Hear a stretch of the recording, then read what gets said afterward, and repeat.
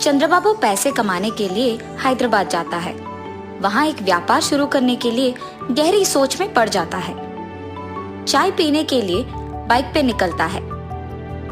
Circle के पास traffic police कुछ लोगों को समझाते रहता है। उसी तरफ जाते हुए चंद्रबाबू को पुलिस पकड़ लेता है। सर क्या हुआ, आपने मुझे क्यों पकड़ा? तुमने हेलमेट नहीं पहना और वो कानून के खिलाफ है, इसीलिए मैंने तुम्हें रोका है। गलती हो गया है सर, इस बार के लिए माफ कर दीजिए। ठीक है, फाइन भर के जाओ। फाइन कितना है सर? 500। उसके बाद चंद्रबाबू चाय पीने के लिए जाता है।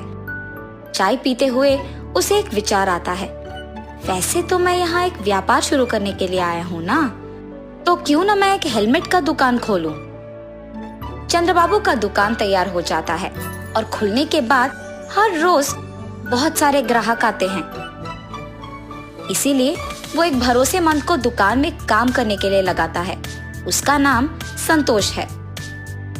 मैं बाहर काम पे जा रहा हूँ संतोष।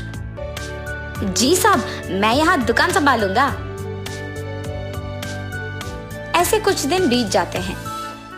उसका व्यापार अच्छा चल रहा था और बहुत लाभ भी आता है।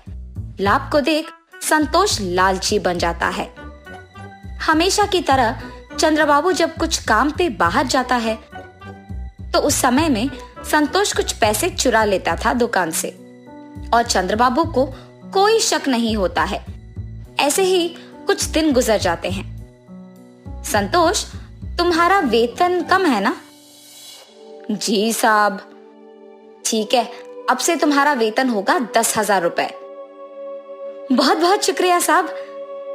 अब से इस दुकान का ख्याल तुम्हें ही रखना होगा, ठीक है? मुझे गांव जाना होगा, वहां कुछ काम है। 10 दिन बाद आऊंगा। जी साहब, आप कहने तक मैं दुकान का बहुत अच्छा ख्याल रखूंगा। चंद्रबाबू के गांव जाने के बाद हर रोज के पैसे में से आधा संतोष ले लेता था। 10 दिन बाद चंद्रबाबू उसकी बेटी के साथ हैदराबाद आता है और सीधा उसकी दुकान पहले जाता है।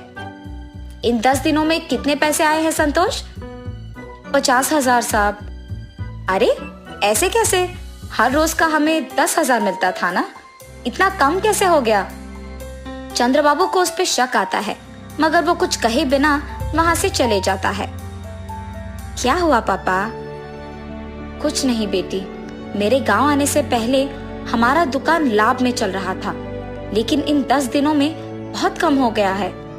लगता है कि हेलमेट ज्यादा नहीं बिक रहे। पापा, शायद संतोष कुछ पैसे ले रहा है।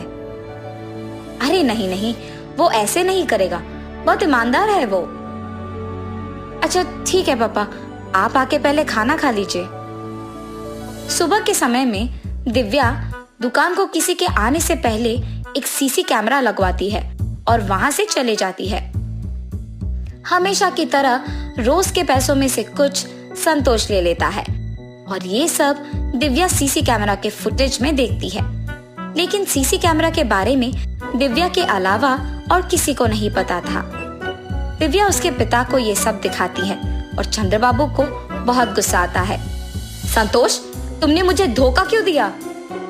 मैंने कुछ नहीं किया साहब। हर रोज दुकान से तुम ही पैसे निकाल रहे हो। अयो नहीं साहब, मैंने नहीं लिया। ये लो सबूत। उसे देख संतोष के मुंह से एक शब्द नहीं निकलता है। मुझसे बहुत बड़ी गलती हो गई है साहब, मुझे माफ कर दीजिए।